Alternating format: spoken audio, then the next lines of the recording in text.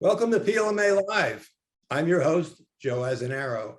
Our guest today is Clay Dockery, the current chairperson of PLMA's Board of Directors and Division Vice President of Corporate Brands at Massimo Zanetti Beverage USA. Clay, welcome to PLMA Live. Thank you. Great to be here, Joe. Let's talk about the PLMA study. It reveals how SNAP recipients look at store brands and shopping. And I was wondering, since you were instrumental in launching this study, what motivated you to suggest this to PLMA? And what is the genesis of your interest in SNAP? That's a great question, Joe. When the pandemic arrived in 2020, many individuals were suddenly thrown out of work and moving to government assistance. Not only were there more citizens that wound up on SNAP, but the monthly stipend was also increased by approximately 40%. I anticipated seeing a significant increase in private brand sales across all businesses as a result of this, and I was surprised when it didn't materialize. So moving forward to September of 2020, I attended a webinar put on by Information Resources, who we all know as IRI, about the Supplemental Nutrition Assistance Program.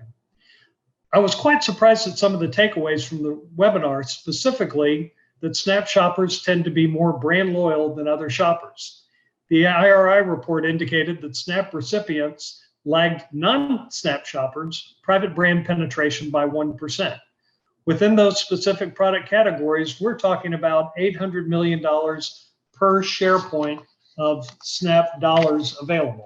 Quite frankly, this number is representative of fair share only. And in my opinion, personally, I believe that the private brand industry should be getting more than fair share, given our value proposition within the industry.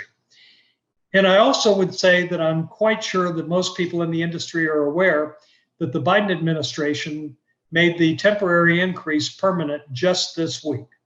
So while we all hope that employment returns to pre-pandemic levels and people move off of the SNAP program, we certainly have to continue to recognize that 13 out of 100 people walking into a brick and mortar or an online shopping event are utilizing SNAP benefits. How well known do you think the SNAP program is among your colleagues in the store brands industry? What about buyers? How mindful are they of SNAP? Joe, I have no doubt that private label buyers are acutely aware, even more so than the supply community, of the SNAP program and of the benefits. Certainly, they all know that there is plenty of revenue that flows into their business through the SNAP program. So I don't think it's as much about mindfulness as it is about our opportunity to collaboratively work to find ways to bring more private label products into the SNAP market basket. On that score, the report conveys the fact that SNAP recipients are favorable. They look favorably at store brands, like most consumers in this country, but that there is plenty of room to grow when it comes to using their benefits to purchase store brands.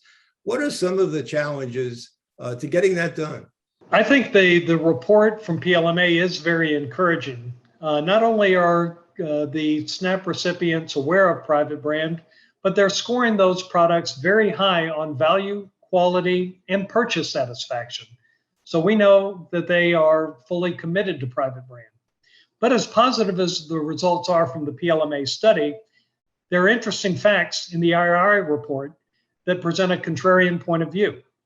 The report acknowledges that SNAP recipients are less likely to shop on deal, which IRI concludes is based upon urgency to purchase rather than waiting for a deal.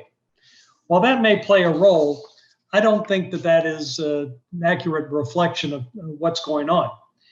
I do think that one of the realities is that the SNAP shopper is over-indexing in the mass, drug, and dollar channels by a significant amount.